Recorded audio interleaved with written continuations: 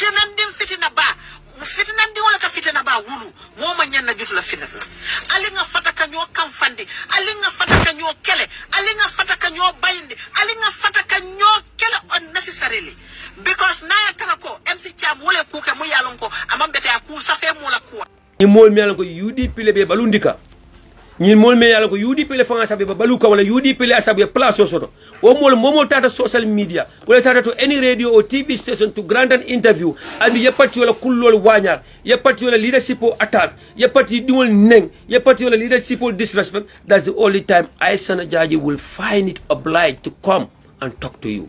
That's the only time Aisha Jaji will find it necessary to come and condemn you. O condemnation of ambakala kulwo ni mbumi alako. O condemnation of fango mbakala kulwo ni mbumi alako. O condemnation of fango, I will never use any foul words against that individual. If an executive member of the United Democratic Party or a National Assembly member for the United Democratic Party or an elected mayor or chairman of the United Democratic Party, an elected councillor of the United Democratic Party, or anyone who is part of the decision-making body of the United Democratic Party, is that an interviewer in any... Why not condemn Nanama? That's hypocritical. Yeah. What if I get a cup of tea? What if I is not my cup of tea? What if I condemn? Senior jail, but I tell him attack. More brain a post jail. About one different. But medical one different son of condemn B. Couldn't you had a live video jail? You might use condemn. I think Nanama. Come on, my boy. Ninko Tonya for particular killing Tonya and can side tower. You know? Now enough is enough. You move, you come from them problem. Youngs come, Talib come. And Talib and Youngs, they are aware of it. Talib called it. Talib called it so many times. Young diaspora and the UDP more Talib called it about Yunus Hydra. Ya call it a fire. No, Alpha go. What if I told you, Sizzler? Yeah. You are part of the media group. The media was a group. Okay? Yes. Yeah. One time, Bilim decision or Tala, Pulka, Ibondi, some of these two people. Najimala follow Mayunusila Kuakajaba. Yes. And Wandifa. Yeah. And if you could remember, I was the first person. Men not Yunus condemn Yunus learning, I think is out of hand and I think it's disrespectful to us as media personnel. Yeah. Because I have a group of men group of Luamu Ninetico. Nkana Safirol K. Mealanko abe diffusion ni maka sama lampati yoko anu dani be safero do kala alankalan hakilotu nko nanyum kuma kilimo fajana anu luwal momenti wala ni menyum luwal violate menen nyanta kala wala mu keboni groupe nyun kono yeah yamo I am the first party nko Yunus Haidara ta is out of hand now the decision that we should take wala ka Yunus Haidara condemn ka boni groupe kono it's the same thing that we that the same law that applies to Wandi Fasane at that time. Yeah. So I have never been biased against Yunus. I am one of the first people. Rather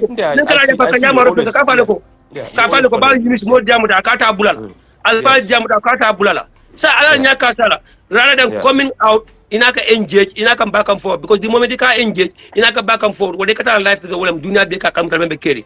But now so Yunus condemn the waterman, men sino later sino like Macalamuta. Mbe nana maketa condemn la waterman and babula and ba atagla, minima clam renal sino like Transinola, because Albuka Kudu Kalamuta, Bita Kalamuta. So right now, if I'm condemning Wandifa or Abubakar City, right now I can mention names in every municipality. Many Alan Beje, even Tinarola. But at the end of the day, Ndiamuta ni bele beko tabula. Yes. So enough is enough. This is why I came here today to make this life. Yeah, and the people they are supporting. The people they are supporting. Those people are aware of their actions. To tell you the truth, Sisla, it can support. To tell you the truth, Yankubala Muo, Rohilola Muo, Talib Ahmed Ben Sudalanwa, Wolente Menkele Akela. To tell you the truth, well, Diamutale Yamaroke, Iko, il est supporter sur le manière mene Yabula. Men ketel support nika safero ka kamodul attack Yabula. Ye yamar kullo kono. Ye yam Facebook le. Yeah, so I jam fa ayu. It's not about Gambia, it's not about the party leader or the leader that they want. It's about their own personal egos. Lola. Parce que if Talib becomes the party leader or the president, that's the time some of them will have ministerial position or they will get position. Kenen Yankuba Suneke president for Mona Dunda. Yeah, Lola, we know it, Lola. So lola UDP ñi nga xam ne ñun ñoo nekk ci activisme bi waaw we need to get together and we call people out lola we need to sideline them call them out definitely bu engage ak ñoom ci seen post yi bu nekk def back and forth ak ñoom call them going after chairman wala elected wala nakaranta ya jamu bodo o mitino de be jela ha o mi wala mun media group o nyina mitino da emul advisement against sabali la kola yes bilim bo de do ya bulale ba do ma bula obviously walam disrespect the party leader so mi akonja no tol ko comme ka ko nyame nanyim post me read jang sai party leader made it very loud and clear ko about any problem soro na ko num fanga sita je num a right soro la afoko nal dem moy la atel party dingol man la fi kanyo kamo menzong nyim flag bera ko la al ngal landi fa wato si ngalo nako mota fala ko tay san yeah mota fala bara fa ngoy asene yandi la wala democracy de bar nim party leader ko ngam nim bula mol dol man son ka bula okay ikani wandi fa mim foten al nga tonya fo nyoye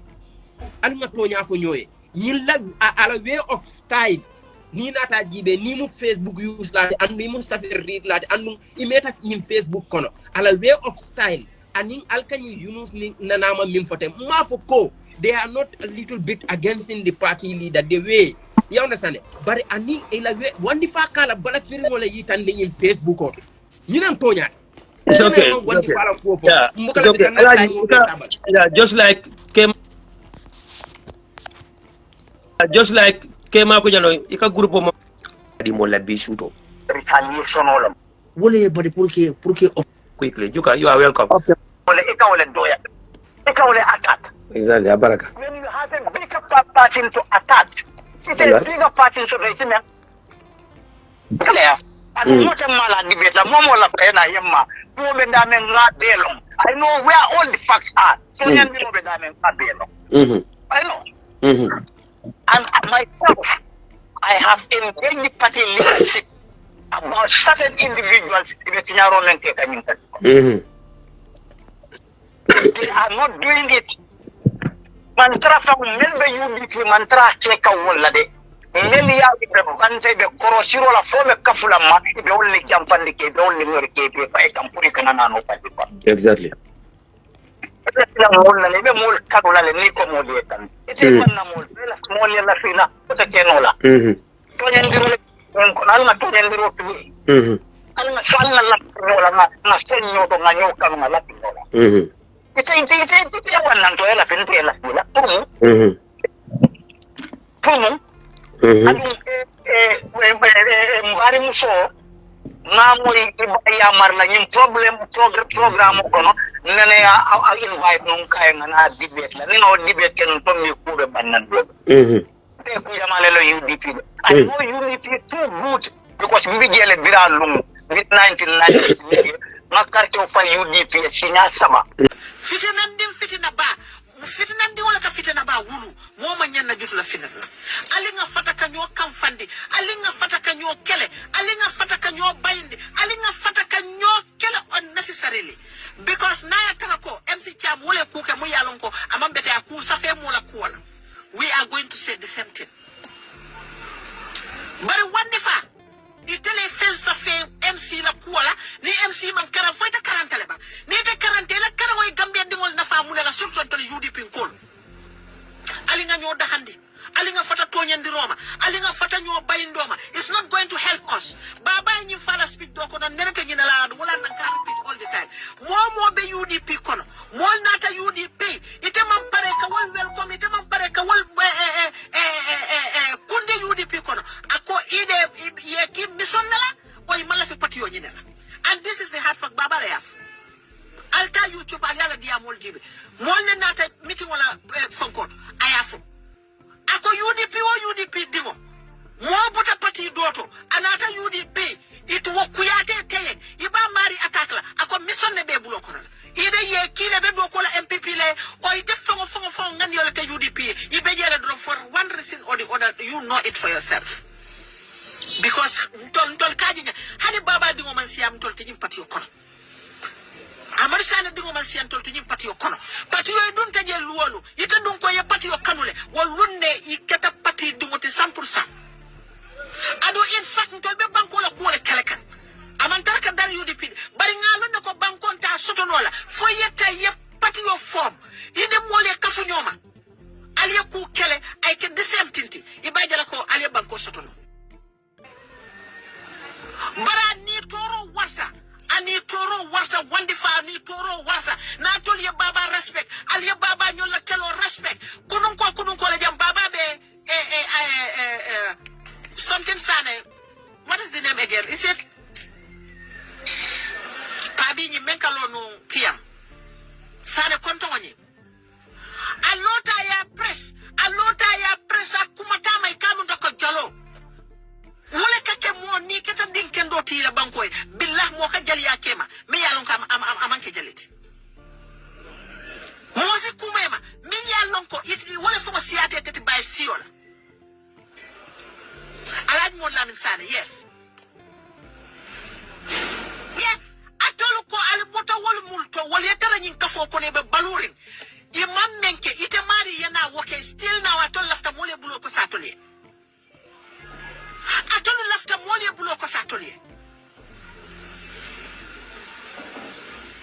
This is very Nene la problem in UDP, they are not seeing that. Nene is all part of almost all these recent brouhahas.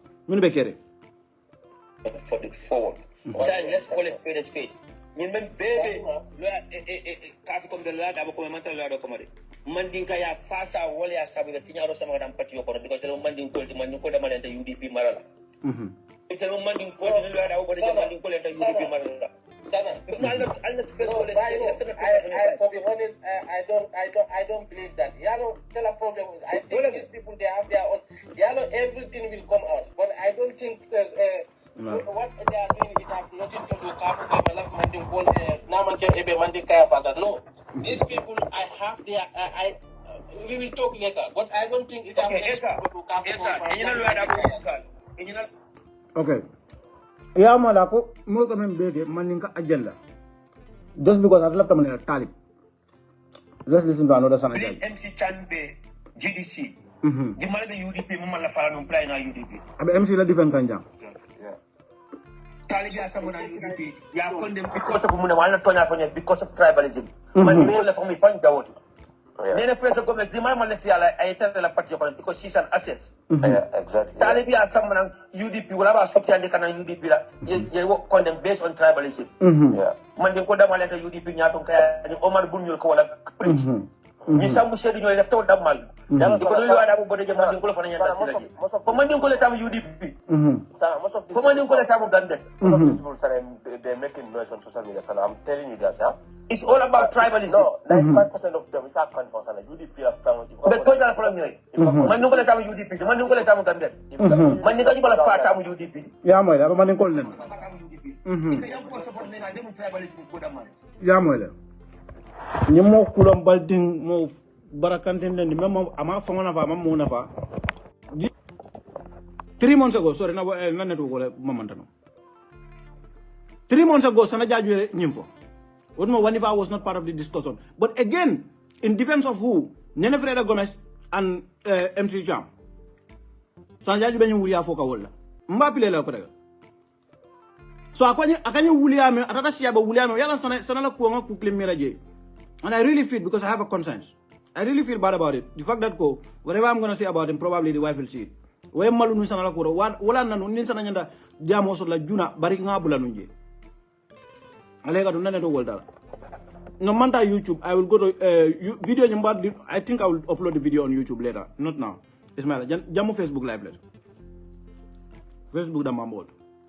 Imagine sana nyolu ko ani wo mak jana ke ba solima membe sirin Angleterre wo boy solima membe sirin Angleterre e control be sifa tam fansi yalla just because itene molta nyo sabano la principle ka wala na nyimo sifal politico no Gambia nyine fa Gambia politico betinya ete dake no any conversation no me yalon ko diamo lo me yalon ko we are talking about principles and democratic principles for that matter. They can never participate in it. All they can do is come with their divisive idiocy. It is more criticized no lema fa ko ile insio de ile but another nan be he boiled down to personal. Sana ga kan dene. ita buga malu yela kurto ko non yela muso nyala wolum fonte fama bala fate I swear to Allah me moto borondo fo mina takiro gala wolum ye sanan yela muso ika ke ya doada afon comment section ko no ala muso ngalon ka ala muso nyaajele billahi wala I felt so disgusted wolum ngamoto I swear ngamoto lon lete ngam ko lan na fen ko kan I was screaming I was embarrassed biyo ka kata lo ka kan teleneng ikalo mina ko hisan emotional wreckage wala ñindi ko birana ta famo ya fa fayla ko akata man tan ndir kala ako fo sam fo mo sa man tan ndir kala o bari jana ray ndiro aka ka jumal ne ako wandi fa yamne gel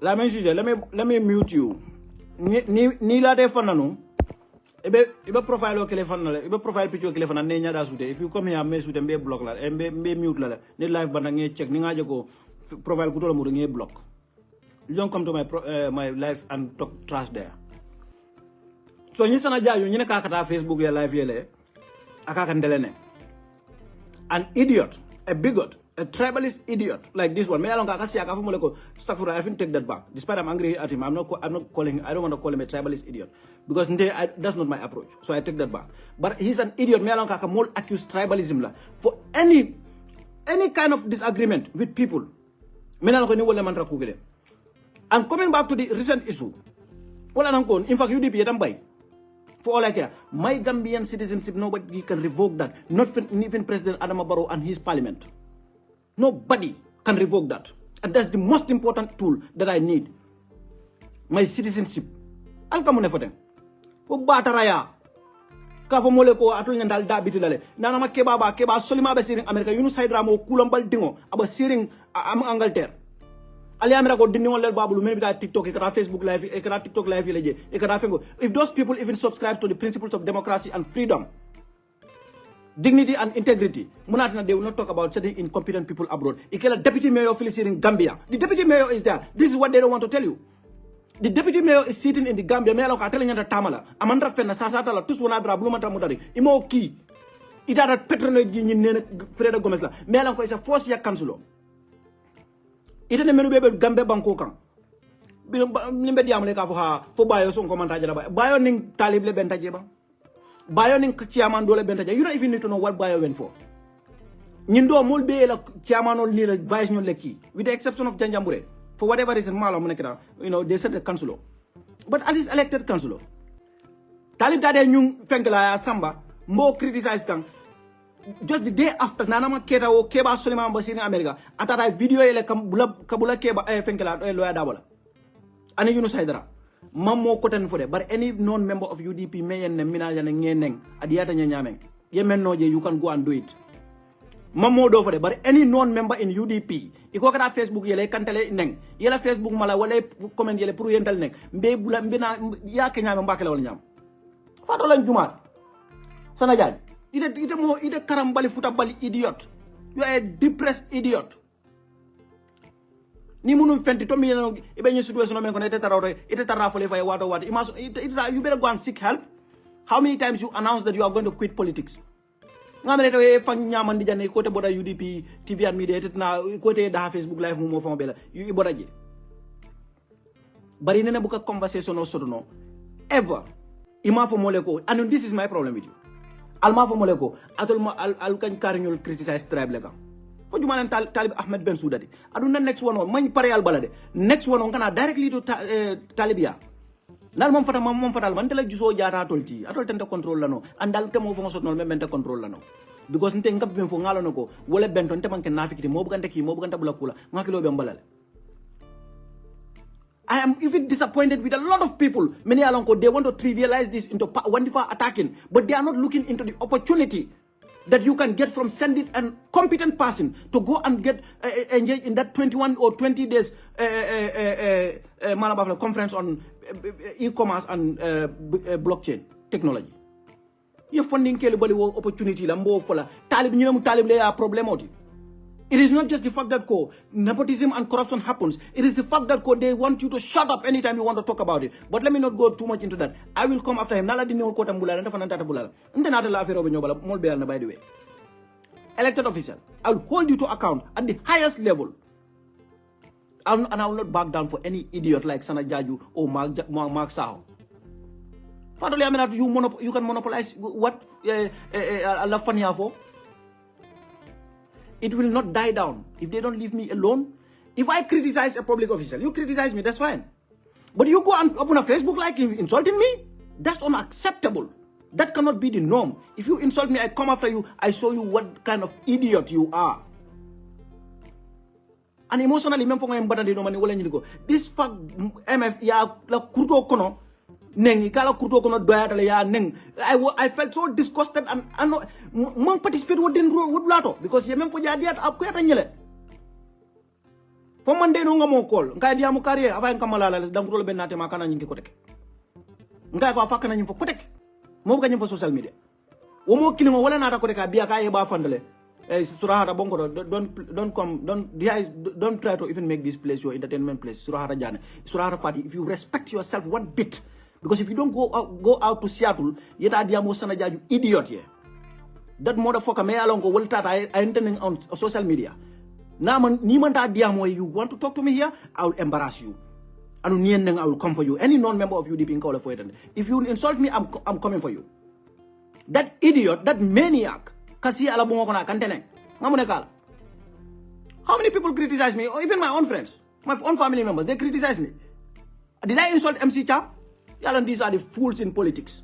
Did I insult MC or did I insult Nene Freda Gomez? But I played this audio for you because I molka to Gila Dolbe Sella. So Surahara, put your jokes aside. Don't even try. Because Meji Ngala Live Gibele Meji telling him the truth. So be careful trying to come here. Be careful. Because I know you are in Seattle, you know about Sanajaju and you know Sanajaju. So don't even I don't want to spend a minute on you on this live. This is not for you. Completely. This is not for you.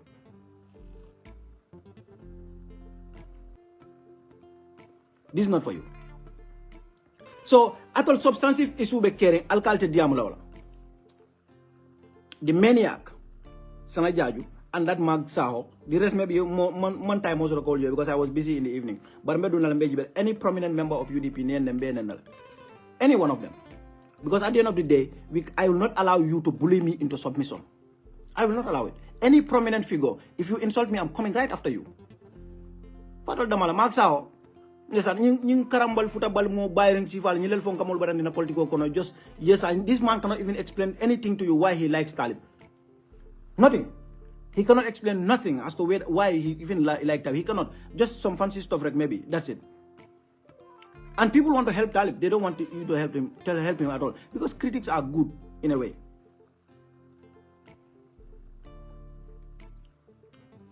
Critics are good in a way.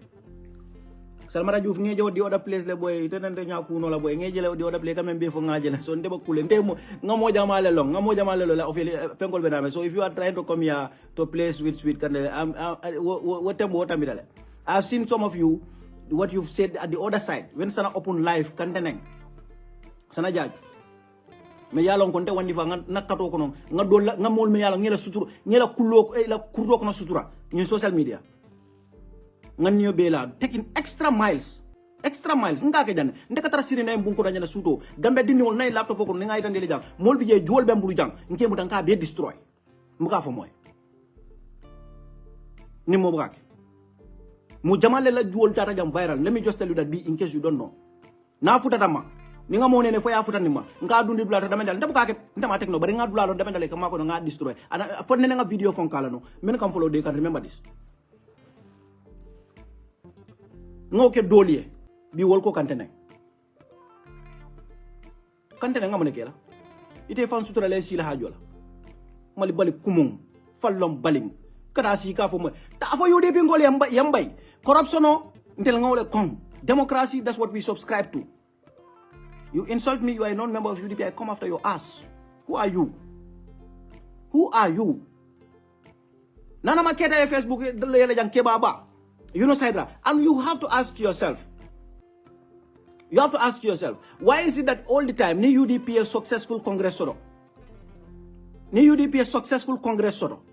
Nana Maketa, Yunus Haidara. Well, Ibrahim, I'm not even joking about this. Yesterday, I spent about 2 hours submitting files. These are very recent ones. I do that for free. Mbiga ke moy because mfana ka asama dame lillahi rasul mo lan ka time odone wes bari to nyal ntefanya fala moy kon ka fenne joji. I'm not going to lie about that. So ite mune nafa soto ila society. As a teenager, I won medals for my country. And I will wear that badge every day. And anytime I go, hanim father, former national athlete, wale father, sana jaju. Nida father UDP fal dingo wale father. B, ninda father former national athlete, wale father. Ninda father, B, former national athlete, wale father. Me ya lonka nene medalo win Gambia. Nida father sana jaju bi jumala father, bahalo, follow, mo wulu dingo wale father. Iman ke fenti Gambia, iman fenna fa Gambia. Alpha Labina network interrupt like I said.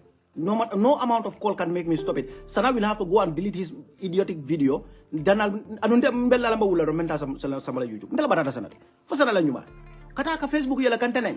Kalo ya afang la afang contradiction. Ka fa ya konta na jenne na kayra dala manta nen dirgala. Atata kabul. Nga understand ka regret wala fo na left bayran but no. This cannot be the norm. Nien neng I will come after you your ass. Who is this? Who are these people? You can be more productive than me. Ndanga men noite onol ite sana jaju ngeni nga ndanga men noite fete amana ñi militant ci ñi meeting di dango don kay len gis mal kawle na to le fenno alta to nya fo alla molie to mo sedi be Gambia abe kulambali ala abe siring atondi Gambia man raf ñu gal respond ka ñun mo bo kulambali a post kanya fo kan coffee time nya sai what is the name of the guy again Sidi Njai Tomon said the press conference. Why did Tomon say not